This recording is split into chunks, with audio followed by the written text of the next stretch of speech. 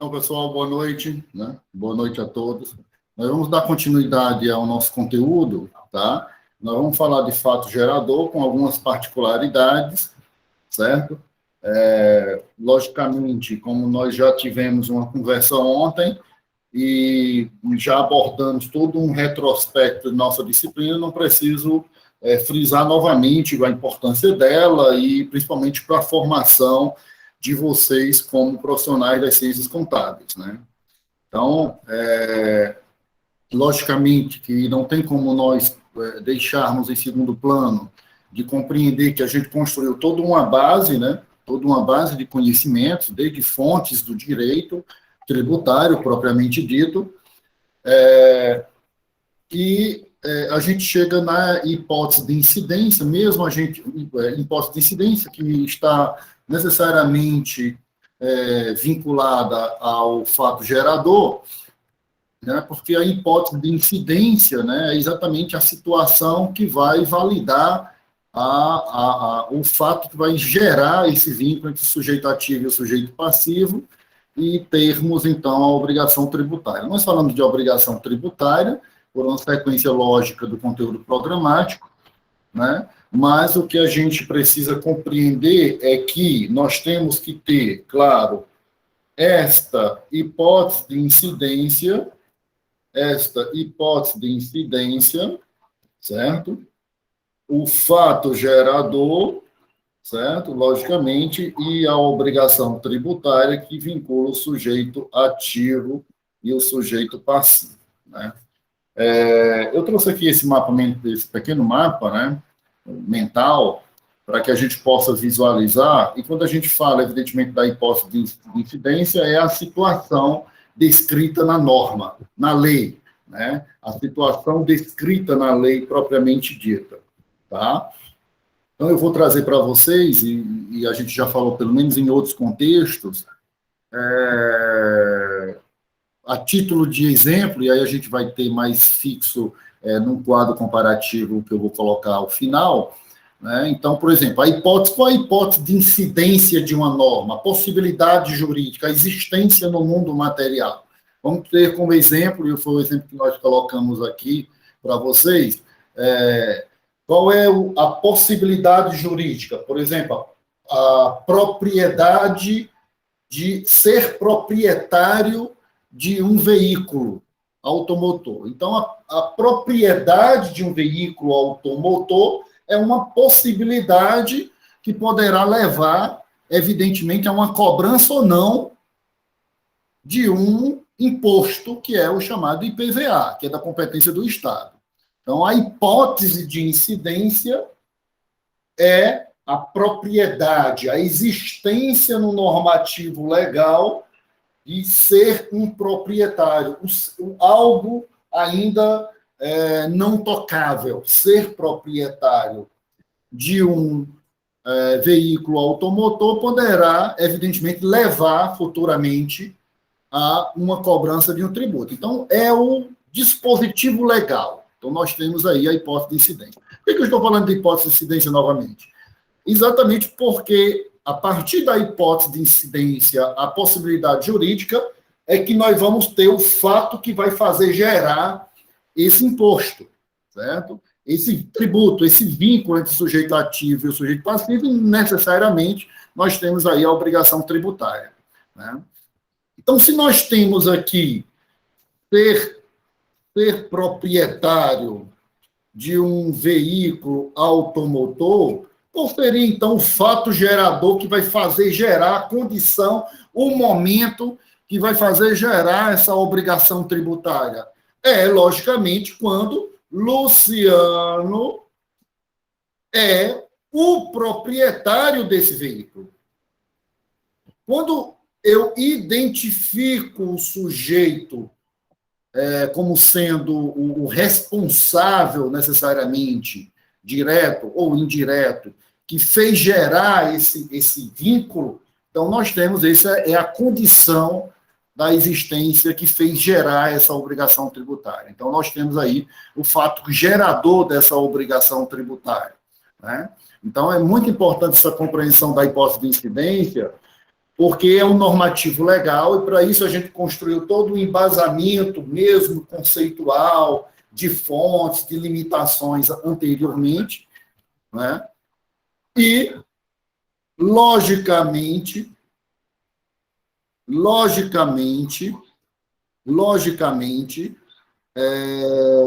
pensei que não que tinha tirado aqui, beleza. Só aceitar aqui a cola, o Simon. E, logicamente, essa situação, esse normativo legal é condição para que nós tenhamos o fato gerador dessa obrigação tributária. Então, o fato gerador, por exemplo, o que nós estamos dando aqui nesse exemplo, qual é a possibilidade jurídica ou a hipótese de incidência, certo? Vocês vão ver em alguns livros matriz de incidência, mas os concursos públicos, eles trazem quase sempre hipótese de incidência. Então, nós temos aqui, por exemplo, quanto ao IPVA, qual é a hipótese de incidência? A existência no mundo material seria ser proprietário de um veículo, a propriedade de um veículo, certo? Quando é que ocorre o fato gerador? É quando alguém é o proprietário desse veículo, tá? Então, a título, Luciano é o proprietário desse veículo, tá? Então, esse é o momento que vai fazer gerar esse vínculo entre, necessariamente, o sujeito ativo, que é o leão, que é o físico, e o sujeito passivo, que pode ser o contribuinte, o nosso cliente, ou, evidentemente, o responsável também. Então, a partir daí, nós temos aí a obrigação tributária, certo? Com essa obrigação tributária que vinculou o sujeito ativo ao sujeito passivo, ocorre necessariamente o lançamento e a constituição definitiva do crédito tributário, Se você não paga, logicamente, esse crédito tributário será inscrito na dívida ativa,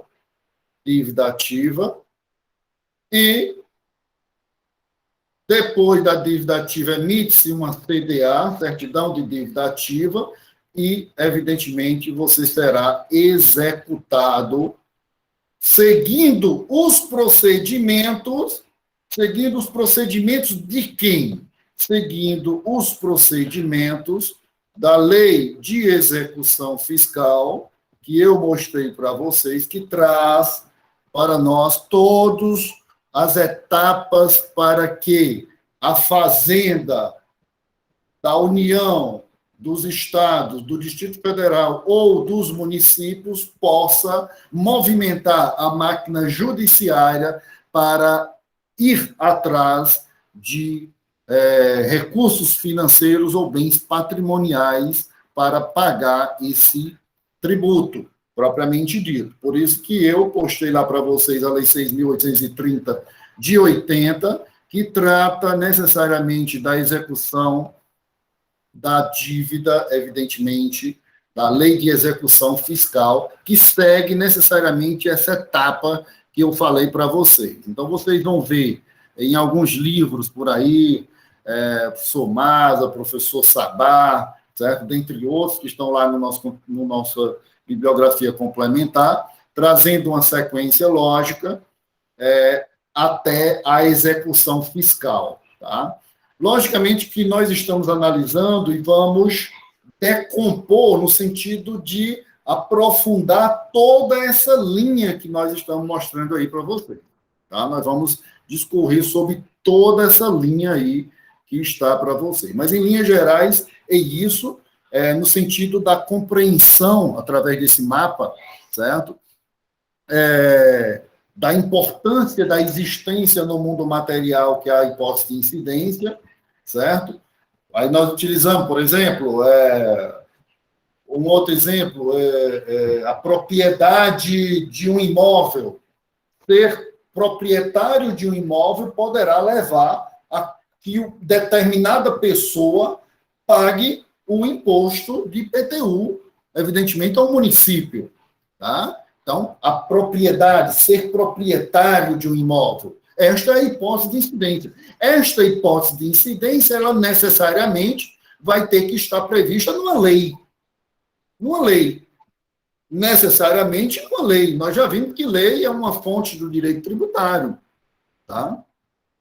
Quando você preenche os requisitos, qual é o requisito necessário para a condição que vai fazer gerar esse vínculo entre o fisco, no caso do exemplo, o município e o contribuinte, ele ser e ter registrada necessariamente a propriedade deste imóvel. Então, este imóvel está registrada no nome de Luciano, e, evidentemente, nós temos aí o momento que vai fazer gerar essa obrigação tributária. Então, vincula o sujeito ativo ao sujeito passivo, cria-se a obrigação tributária, logicamente, ocorre o lançamento desse tributo, desse imposto,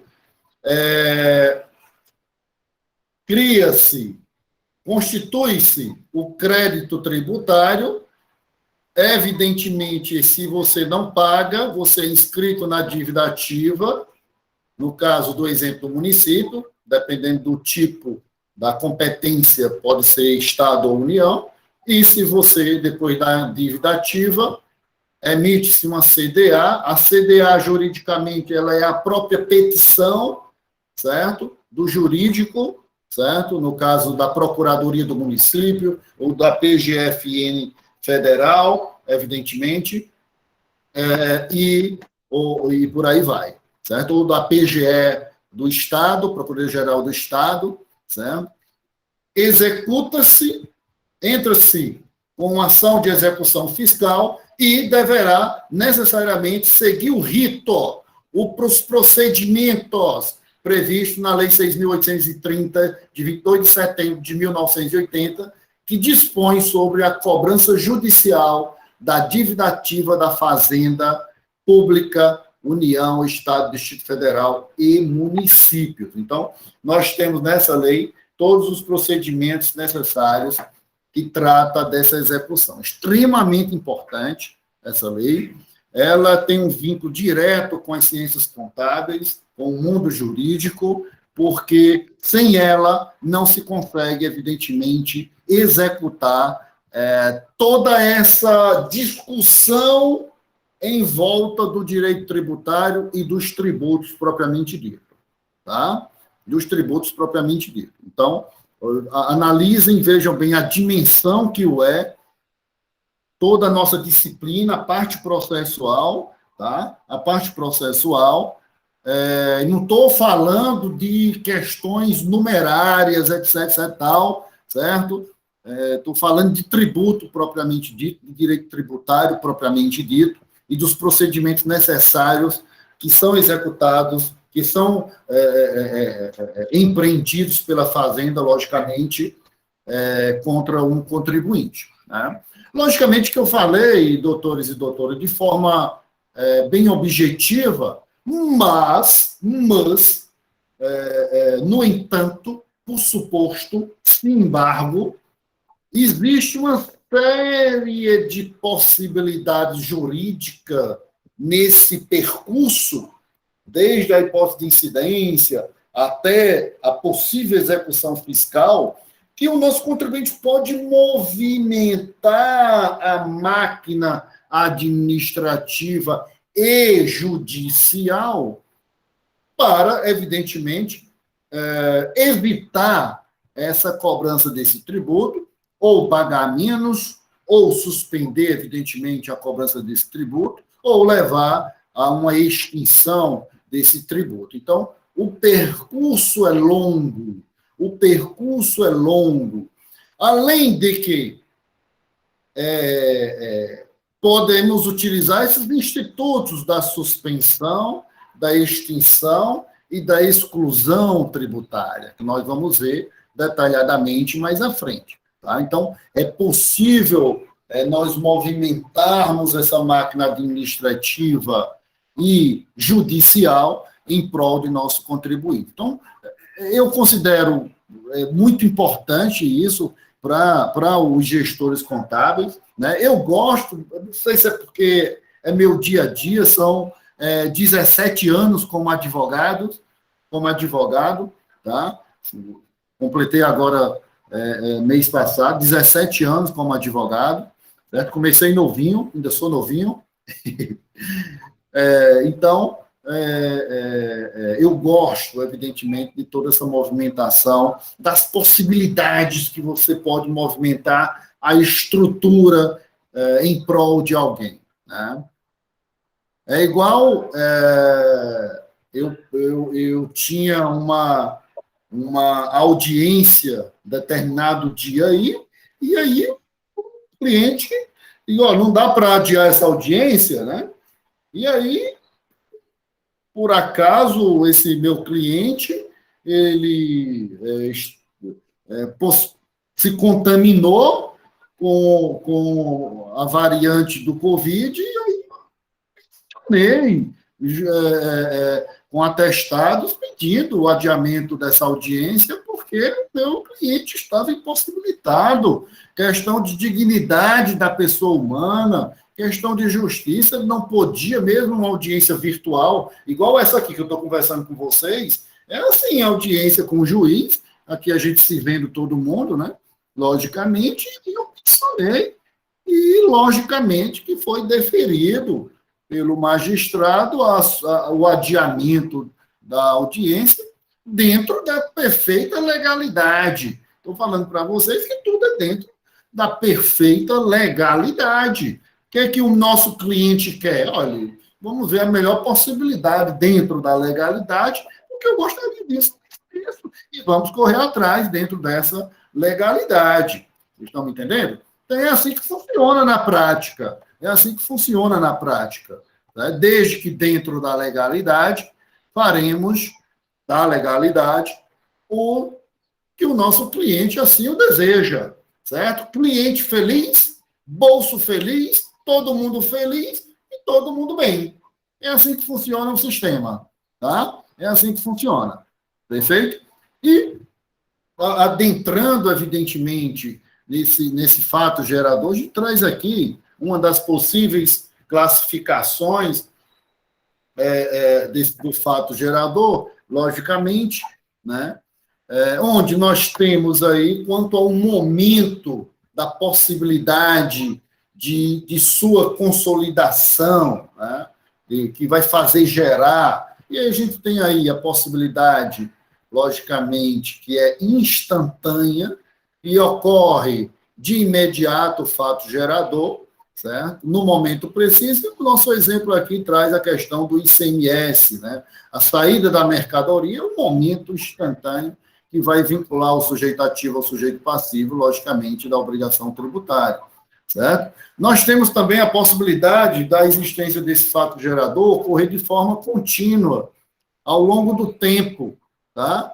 O próprio IPTU, certo? O próprio IPVA, certo? Não, IPVA é logo na coisa. O IPTU, ele decorre durante todo o período do ano, certo? Durante todo o período do ano, certo? Então, a propriedade se prolonga por todo o ano e, logicamente, aí nós temos aí a existência desse fato gerador contínuo. E temos aí, pessoal, a possibilidade do fato gerador complexo, certo? E nós temos como exemplo aí, por exemplo, o imposto de renda, é um conjunto de pequenos fatos gerador ao longo do exercício, tá? Como vocês sabem, por exemplo, os profissionais liberais, os autônomos, né? Se eles ultrapassam mensal o teto do imposto de renda, ele tem que fazer aquele recolhimento do carnê-leão, certo? Vocês sabem disso, logicamente. Então, nós temos aí um fato gerador complexo que ocorre várias vezes, certo? E a declaração do imposto de renda vem a ser aí essa mera declaração de ajuste, por isso que é de ajuste, como a gente vê no ano seguinte, né? E, logicamente, esse fato gerador, quanto à atividade do Estado, ela pode ser vinculada ou não vinculada, certo? Então, nós temos aí a vinculação da arrecadação pela própria administração, certo? Como, por exemplo, a taxa do lixo, mas temos também o não vinculado quando é relacionado ao próprio contribuinte, certo? Ou seja, não diz exatamente, não está diretamente relacionado à atividade administrativa do Estado, logicamente, no seu fim, certo? Então, há essa não vinculação dentro dessa perspectiva, porque é o contribuinte, pessoa física, pessoa, evidentemente, jurídica, que faz os devidos recolhimentos do tributo, e é exatamente o fato gerador dessa obrigação tributária. Tá? Então, de fundamental importância, dentro dessa perspectiva, para a gente compreender o fato gerador. Mas o que nos traz de forma bastante significativa, antes de eu mostrar aqui este quadro para vocês, é diretamente no Código Tributário Nacional, tá? Diretamente no próprio Código Tributário Nacional, para uma melhor compreensão. Tá? Nós havíamos aí, conforme vocês estão vendo, abordado anteriormente a obrigação tributária, né, tanto principal como acessória. Vocês estão vendo que há uma sequência do CTN, certo? Já que o 113 trata das obrigações principal e acessória, e logo em seguida o fato gerador da obrigação tributária, tá? Se a gente analisar como a gente analisou a hipótese de incidência, tem o fato que faz gerar o vínculo e criar a obrigação tributária, tecnicamente deveria ser antes da discussão do fato gerador, certo? Eu estou até analisando e possivelmente reformulando o conteúdo programático, segundo a orientação da coordenação, exatamente por uma sequência lógica, certo? Sequência lógica, tá? E para que a gente consolide a discussão do fato gerador conforme o nosso conteúdo programático, está aí no artigo 114. No entanto, a gente tem que compreender algumas particularidades e algumas peculiaridades, tá bom? Diz aí esse 114 que fato gerador da obrigação principal é a situação definida em lei como necessária e suficiente à sua ocorrência. Então, temos a hipótese de incidência definida em lei, é a situação definida em lei, certo? É a hipótese de incidência, como necessária e suficiente. Quando é que é necessário e quando é que é suficiente? IPTU, propriedade sobre o imóvel. Quando é que é suficiente? Quando a propriedade do imóvel está no nome de alguém. Então, ocorreu nesse momento a situação que fez gerar evidentemente, essa obrigação tributária, essa obrigação principal, olha aí, né? Exatamente a obrigação principal, conforme a gente já havia discutido anteriormente, né? E se a gente for analisar, né, eu entendo até o CTN, quando ele traz no 103, primeiro, a obrigação principal e acessória, exatamente para a gente conhecer o conceito, né? Exatamente para a gente conhecer o conceito de obrigação principal, que é exatamente o que vai levar a obrigação principal é o fato gerador, necessariamente. O que faz levar essa obrigação principal necessariamente é o fato gerador, indiscutivelmente, né? E aí, no artigo 113, 15, ele vem exatamente conseguiu, então, o fato gerador da obrigação acessória, conforme nós já vimos na aula anterior, os conceitos de obrigação principal e acessória. Né? Então, o que vai fazer gerar a obrigação acessória seria qualquer situação, olha só, qualquer situação que, na forma da legislação aplicável, já vimos isso, legislação tributária não é obrigada a ser somente a lei, é todo um conjunto normativo, impõe a prática, ou seja, fazer algo, ou a abstenção, ou seja, não fazer algo, de ato que configure obrigação principal. Olha que coisa interessante. No momento que o empresário não permite que o fiscal adentre a empresa e tenha acesso aos livros contábeis, certo? esse momento, certo? É a situação, certo?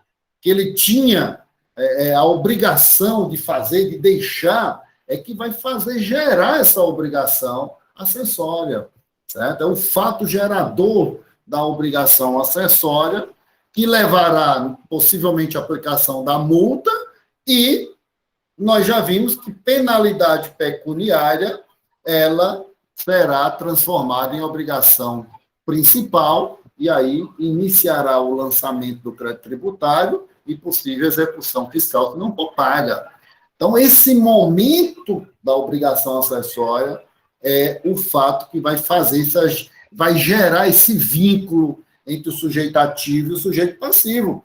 Quando o fiscal te notifica, opa, aí ele vinculou o sujeito ativo ao sujeito passivo, né? E fez gerar essa obrigação acessória.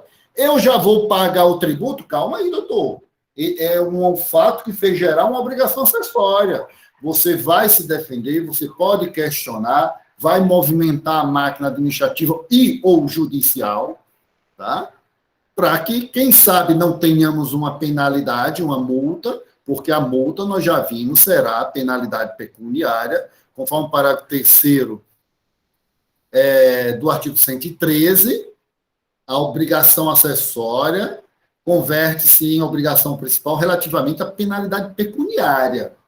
Então, veja bem, fato gerador da obrigação acessória, no momento que, por exemplo, o fiscal vai na tua loja, ou já notifica, ou faz alguma coisa, a tua empresa, ou alguma situação, vincula o sujeito ativo ao sujeito passivo, fato gerador da obrigação acessória, poderemos ter uma obrigação principal, e aí as etapas seguintes do procedimento de cobrança tributária, né?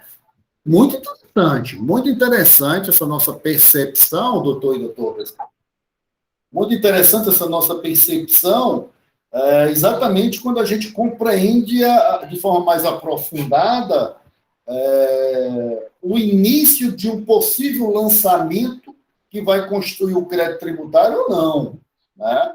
Então, olha só que detalhe interessante. Logicamente que nós podemos movimentar. Agora, professor, como é que nós podemos movimentar essa máquina administrativa e judicial? Você pode entrar com os recursos devidos de defesa junto no contencioso administrativo, questionando aí que houve abuso de autoridade do fisco. Você pode entrar, e nós vamos ver, com um mandado de segurança em matéria tributária, com pedido de liminar para suspender a possível aplicação de multa tributária, porque houve um abuso da parte do fiscal. Pode ter tido um abuso da parte do fiscal? Pode. Então, o que é um mandado de segurança? É um remédio jurídico para várias possibilidades jurídicas, mas é um remédio jurídico também tributário, em função de uma lesão, de uma grave ameaça praticada por alguém, tá? E, evidentemente, com pedido de liminar, inaudita altera parte. Logicamente que esse pedido de liminar, sem ouvir a outra parte, no caso o fisco, você está pedindo ao juiz, porque estão configurados dois grandes requisitos do mandado de segurança. Calma, eu estou desdobrando isso aqui e nós vamos ver mandado de segurança lá na frente. Dois requisitos do mandado de segurança para que o juiz defira uma liminar suspendendo essa multa ou uma possível exigibilidade do crédito tributário. Por quê? Porque nós temos o fumus bonis iuris e o periculum in mora, a fumaça do bom direito e o perigo da demora. Senhor doutor, temos aqui um abuso em conteste, um direito violado pelo fisco. Então, é o fumus bonis iuris, no latim, a fumaça do bom direito. Nós temos uma ilegalidade da parte do fisco quando multou a minha empresa. Então, essa obrigação acessória não deve existir, não deve ser gerado o fato gerador da obrigação acessória. E temos também o periculum in mora, o perigo da demora, senhor doutor juiz. Se o senhor não deferir liminar, se Vossa Excelência não deferir a liminar, o fisco vai me multar, o fisco vai lançar o crédito tributário, o fisco poderá me executar. Então, há um perigo in mora, o perigo da demora. Tá? Então, essa é a perspicácia do jurídico dentro dessa disciplina. Tá? A parte processual, tá? A prática processual, é assim que funciona. Tá? Um simples e compreensível até artigo 115 tem todo um desdobramento dentro dessa perspectiva de você utilizar a máquina de recursos administrativo e judicial em favor do nosso contribuinte, em favor do nosso cliente, em favor do sujeito passivo. Isso está dentro da legalidade. Não há nada ilegal, doutor e doutores das ciências contábeis. Tá? Nada ilegal, nada ilegal. Nós estamos falando de tudo dentro dos preceitos da legalidade, do devido processo legal, do process of law, tá? Então, sem nenhuma mácula de ilegalidade, tá? Então, só desdobrando esse fato gerador da obrigação acessória, extremamente importante, né, essa nossa perspectiva, e a gente parte para um outro que tem uma certa complexidade, mas é totalmente possível de nós desdobrarmos, que diz, no artigo 116, quando ele destaca que, salvo disposição de lei em contrário, quando é que considera ocorrido o fato gerador e automaticamente existente os efeitos. Os efeitos de ocorrido fato gerador é possivelmente um lançamento do crédito tributário, se não paga, é possivelmente dívida ativa, possivelmente emissão de CDA, então dívida ativa, possivelmente ação de execução fiscal, utilizando os procedimentos da Lei de Execução Fiscal, Lei 6830/80. E aí, meus doutores e minhas doutoras das ciências contábeis, nós temos aí, no seu inciso primeiro, que diz assim, tratando-se de uma situação de fato. O que é a situação de fato? É a situação própria da obrigação principal. Tratando-se de uma obrigação de fato, qual é o fato? Ser proprietário de um imóvel. No momento que, situação de fato, qual é o fato? Luciano agora está registrado como proprietário do imóvel tal. É uma situação, é um fato. Certo? Então, tratando-se de situação de fato, exatamente, foi necessário constar na lei para que nós pudéssemos ter um momento de quando que ocorre o fato gerador existente para produzir os seus efeitos, doutor e doutora das ciências contábeis, produzir a eficácia. Lembram quando nós falamos em estrutura de direito de validade, órgão competente que criou a lei, e agora eu estou falando em matéria tributária, lei tributária, vigência, a lei está em vigor, e a eficácia no seu resultado pleno. É isso que ele está falando aqui. Olha a sequência absolutamente lógica de nossas discussões. A eficácia, quando que ele produz seus efeitos, essa norma? Quando? Quando há uma situação de fato, que é essa contida na obrigação principal. Certo? Então, desde o momento em que se verifiquem as circunstâncias materiais. Quais circunstâncias materiais? Ser proprietário de um veículo e Luciano agora é o proprietário do veículo, que está devidamente registrado, ocorreu uma circunstância material que produza os efeitos normalmente que são próprios. Luciano é o proprietário do veículo, da casa, etc. e tal, seja qual for o tributo, o imposto, logicamente, e esse é um efeito próprio que vai fazer gerar. E aí eu trago aqui um pequeno adendo, né, onde eu digo aqui, a gente traz aqui para vocês, ou seja, o momento em que ocorre o fato gerador, é o momento que ocorre o fato gerador, né? Há, evidentemente, alguma divergência na doutrina, considerando que a lei já diz esse momento, né? A doutrina entende que esse não necessitaria estar escrito novamente, porque a lei já diz esse momento do fato gerador, no próprio conceito do fato gerador, logicamente, quando ele diz que é a condição, né, é a situação definida em lei como necessária e suficiente a sua ocorrência, certo? Que está lá na hipótese de incidência, mas são apenas divergências doutrinárias.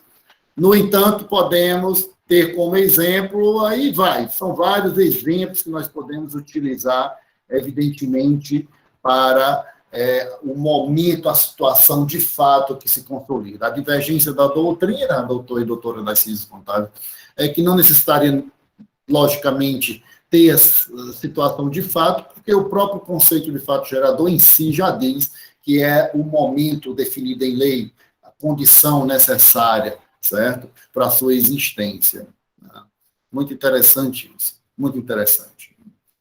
E aí, no seu artigo 2º, o seu inciso 2º, logicamente, inciso 2º,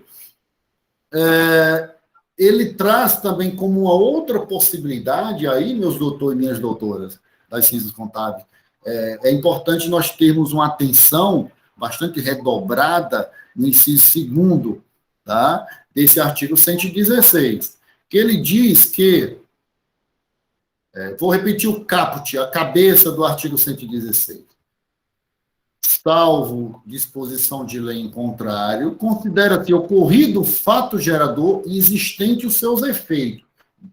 Considera-se ocorrido o fato gerador e produzido os seus efeitos. Inciso 2, tratando-se de situação jurídica. Opa, como assim? Não entendi. Tratando-se de situação jurídica, desde o momento em que esteja definitivamente constituída. Então, vamos separar, temos uma situação jurídica, aí vamos para o segundo passo. E tenha ocorrido uma constituição, desde que o momento esteja devidamente constituído, nos termos do direito aplicável. Como assim? Como assim? Como assim, doutor e doutora? Esse inciso 2º, doutor e doutora das ciências contábeis, ele está tratando dos negócios jurídicos. Olha que coisa interessante. Olha que coisa interessante. O inciso 2º está tratando de negócios jurídicos. Nós falamos já o que é negócio jurídico lá em estrutura do direito. Tá? O inciso 2 trata do negócio jurídico. Em linhas gerais, você pode fazer um negócio jurídico e ainda não ter ocorrido o fato gerador da obrigação tributária, doutor e doutora. Você pode ter realizado um negócio jurídico, seja qual for, e ainda não ter ocorrido o fato que fez gerar o vínculo entre um sujeito ativo, que é o fisco, e você como contribuinte. Você fez um negócio jurídico no âmbito privado ou de discussão conceitual de prática de algum ato, aplicando-se um outro direito, que não é o direito tributário, e somente no momento em que esteja devidamente constituído é que ocorrerá o fato gerador da obrigação tributária. Olha que coisa interessante. Aí eu trago aqui para vocês, se refere a negócios jurídicos. Por exemplo, olha só o que diz aqui, que ele traz aqui para vocês. O artigo 35 do Código Tributário Nacional se refere ao imposto sobre transmissão de bens imóveis. O que é o imposto sobre transmissão de bens imóveis? É o chamado imposto de ITBI. Quem é que tem competência para o ITBI? Competência Tributária Constitucional. ITBI é da competência dos municípios, a título de exemplos. Certo? Então, ele diz o artigo 35 do CTN, se refere ao imposto sobre a transmissão de bens imóveis, devemos buscar no direito civil, no artigo 1245, o conceito legal de transmissão de bens imóveis. Então, veja bem, doutor e doutora das ciências contábeis, você vai comprar um imóvel, certo? É um negócio bilateral, um negócio jurídico bilateral entre privados, olha só. E você tem que ter e buscar no direito civil qual é o conceito, qual é a situação jurídica envolvendo essa transmissão de bens imóveis. Quando é que ocorre a transmissão de bens imóveis? Ela ocorre quando? Com o registro do título no cartório de registro de imóveis. No cartório de registro de imóveis. Então, você busca necessariamente,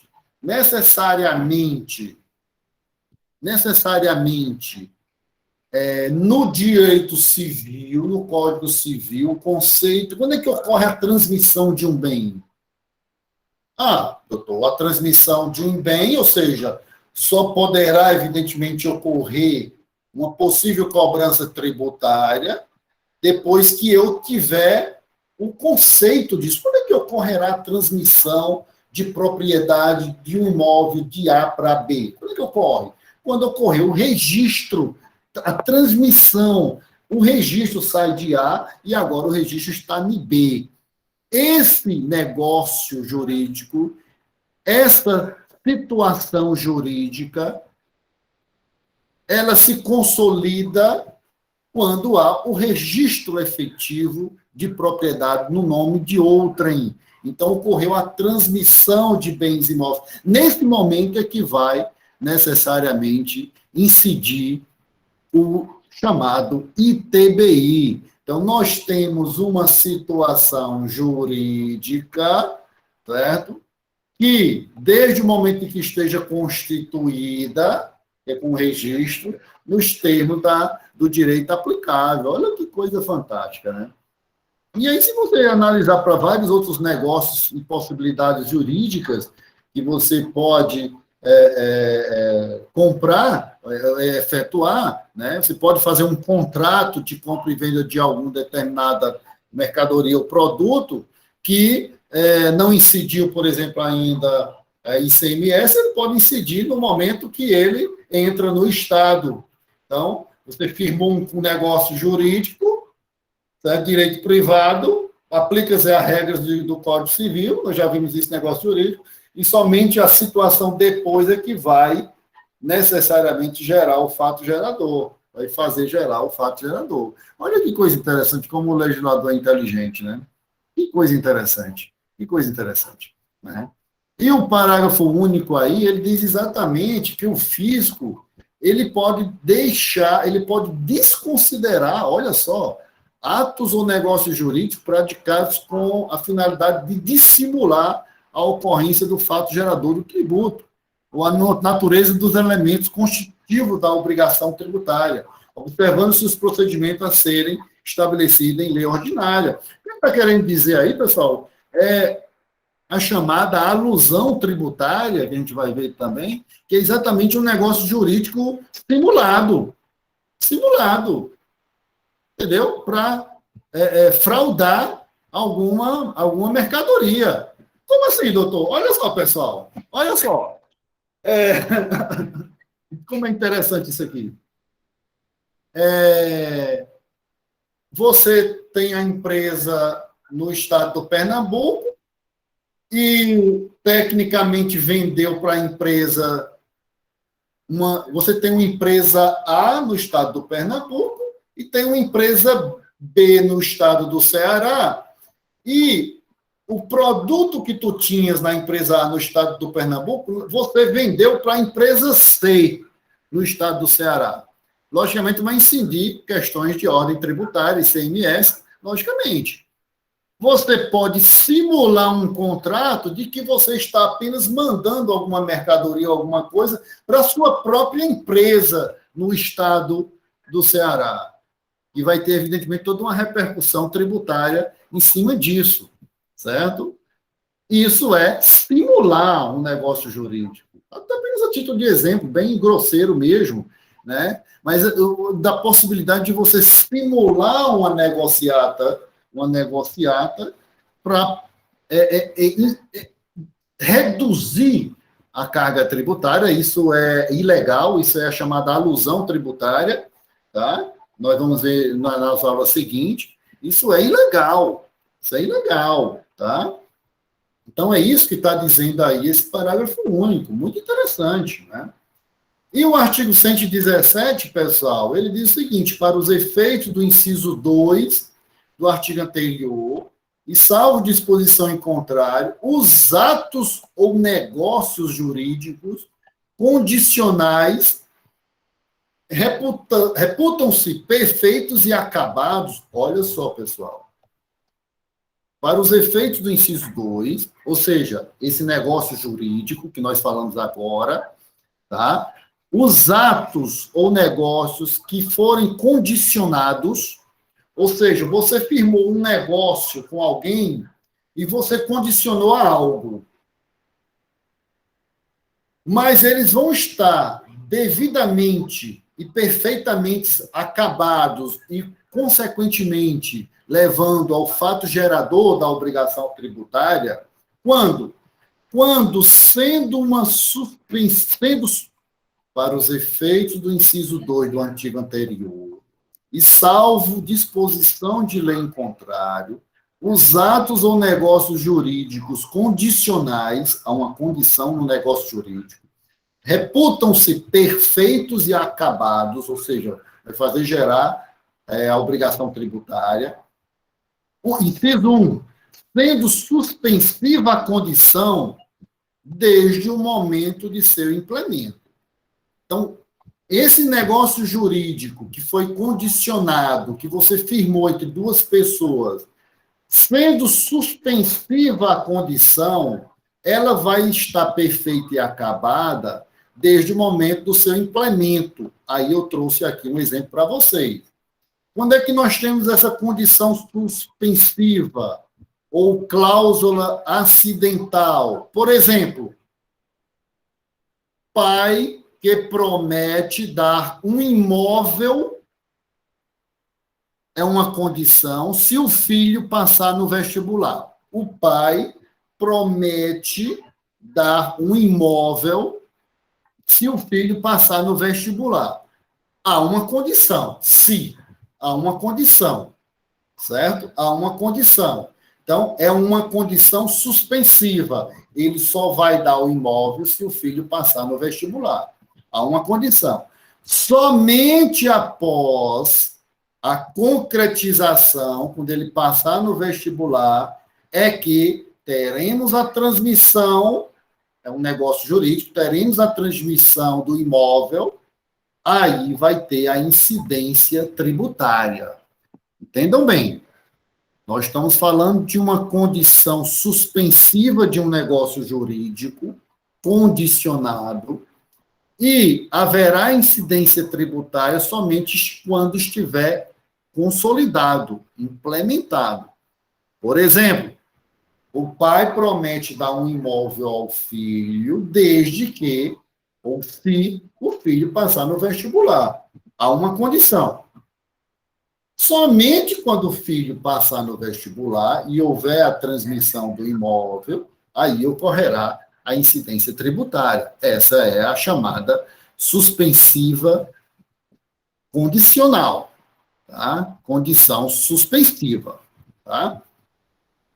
E o inciso 2 diz o seguinte: para os efeitos do inciso 2 do artigo anterior, e salvo disposição de lei em contrária, os atos e os negócios que são condicionais estarão perfeitos e acabados.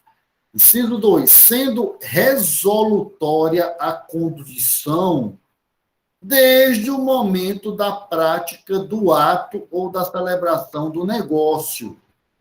Veja bem, essa é uma outra situação. Se a condição for resolutória, vai incidir o tributo no momento exato que você realizou o negócio jurídico. No momento exato que você celebrou o negócio jurídico. Exemplo, condição resolutiva, cláusula acidental que subordina o desfazimento do ato jurídico. Por exemplo, o pai transfere o imóvel, ele já transfere o imóvel e estabelece cláusula que se o filho não passar no vestibular, terá a propriedade retornará ao pai. Então, veja bem, o filho já houve a resolução da condição. O filho transferiu o imóvel, negócio jurídico, fez um contrato, e diz que o imóvel voltará ao pai se ele não passar no vestibular. No entanto, no momento que ele transferiu o imóvel, doutor e doutora, não importa a condição futura para o direito tributário. Ele já teve que fazer o recolhimento, no caso aí, do ITBI. Então, no momento que ele transferiu, não importa. Então, o que diz o inciso 2 é exatamente isso. Sendo resolutória a condição, desde o momento da prática do ato ou da celebração do negócio. Então, no momento da celebração do negócio, consolidou-se, mesmo que tenha uma condição futura. Não importa, doutor e doutora, não importa. Tá? Então, extremamente importante essa condição resolutória, como também a condição suspensiva, para que nós possamos ter aí o fato gerador e a incidência tributária. Tá? E aí diz aí o artigo 118 que a definição legal de fato gerador é interpretada, a definição legal do fato gerador, certo? Ela é interpretada excluindo da validade jurídica dos atos efetivamente praticados pelo contribuinte, pelos responsáveis ou pelos terceiros, bem como exclui a natureza do seu objeto ou dos seus efeitos. Então, não importa para o fisco, para o direito tributário, certo? A validade desse ato praticado pelo contribuinte ou pelo responsável ou pelo terceiro, certo? Não importa, certo? Não importa. Haverá incidência tributária. E como é que melhor a gente compreende isso aí? Existe um princípio vinculado ao inciso 1, pessoal, que é o chamado fato gerador frente ao direito penal, princípio do non olet, certo? Ou seja, o direito, nesse caso, não tem cheiro, o tributo não tem cheiro, certo? Non olet. É por isso que nós temos como exemplo, por exemplo, a venda de um animal da fauna silvestre, por exemplo, que é um crime, é devido ao ICMS sobre a operação, mesmo sabendo que o direito ambiental brasileiro tipifica como crime tal conduta. Isso ocorre porque o fato gerador, que é a circulação de mercadoria, abstrai do tipo penal, né, a prática da conduta criminosa. É isso que está dizendo aqui o inciso 1. Não importa a prática criminosa. Olha só que coisa terrível que eu estou dizendo para vocês. Mas é o que está na lei. Não importa para o fisco, para o direito tributário, a prática, a validade jurídica do ato que tu praticaste. Por exemplo, tráfico de animais silvestres é um crime penal ambiental seríssimo. Só que quando tu pega um animal silvestre, traz do estado tal para o estado A, do estado A para o estado B, houve uma circulação, gerou ICMS, o ICMS vai ter que ser recolhido, doutor, e tu vai sofrer um processo criminal. Pague o fisco e sofra o processo criminal. É isso mesmo que vocês estão vendo. O que o inciso 1 do artigo 118 está dizendo, o princípio do non-olet, o não acheiro, que essa definição do fato gerador, ela abstrai, ela deve ser interpretada excluindo a validade dos atos praticados pelo contribuinte ou pelo responsável por dizer, praticou um ato, mesmo que ilegal, se ele fez e levou ao surgimento da condição do fato gerador, incidirá o tributo e terá que pagar e sofrer o dano penal. Simples assim. Simples assim. É isso que diz o inciso 1 do artigo 118. E o inciso 2 fala dos efeitos dos fatos efetivamente ocorridos. Abstrai do conceito do fato gerador, abstrai-se do conceito do fato gerador, ele deve ser interpretado quando dos efeitos dos fatos efetivamente praticados ou ocorridos. Por exemplo, quem constar no registro estadual como proprietário do veículo automotivo em 1º de janeiro será o contribuinte do IPVA naquele exercício, pouco importando se seu carro foi roubado ou vendido no dia 2 de janeiro. Não importa. Não importa. Certo? Ou seja, o conceito, a definição do fato gerador, ela deve ser interpretada excluindo, abstraindo os efeitos dos fatos efetivamente ocorridos. Qual é o fato efetivamente ocorrido? No dia 1º de janeiro de 2021, o veículo automotor estava no nome de Luciano. No dia seguinte, no dia 2, eu vendi para fulano de tal. Então, os efeitos do fato efetivamente ocorreu. Qual foi o fato que efetivamente ocorreu? Dia 2 de janeiro, eu transferi o veículo. Não vai importar para o fisco. O dia 1º incidiu o fato gerador da obrigação tributária e a obrigação minha de pagar o tributo do IPVA perante o Estado, que é quem possui a competência tributária. Olha que coisa interessante isso aí. Tá? Então, essas situações do artigo 118 levam exatamente a privilégios e garantias do fisco, né? Olha que coisa interessante. Vamos ter uma discussão posteriormente somente dos privilégios e garantias do fisco, que trata e nos traz exatamente sobre essas possibilidades do fisco ter esses privilégios, né? E aí eu trago aí para vocês, pessoal, num pequeno resumozinho, né? No pequeno resumozinho, quanto à hipótese de incidência, quando é que ocorre? Ela ocorre, evidentemente, e o que é que ela é? É a descrição normativa da conduta, falei para vocês, e o fato gerador, o que é? É a ocorrência concreta da situação definida, descrita na hipótese de incidência. Então, é a situação concreta. Como exemplo de hipótese de incidência, a descrição normativa da conduta, qual é? Ser proprietário de um veículo automotor. Qual é a ocorrência concreta da situação descrita na hipótese de incidência? Fulano, Luciano, é proprietário de um veículo automotor. Só revisando aí. Tá? Hipótese de incidência também é chamada de regra matriz de incidência. Cuidado, nos concursos, e entende-se mais como sendo aceitável hipótese de incidência, mas vamos ver e ler regra matriz de incidência, tem a mesma situação, a mesma característica, a mesma coisa, também chamada. Tá? E o fato gerador, ele também é conhecido como fato imponível. Detalhe, dicas minhas. Quando vocês verem no exame de suficiência ou no concurso, o fato imponível ao contribuinte, isso, fato imponível é fato gerador. Pelo amor dos céus, preste atenção.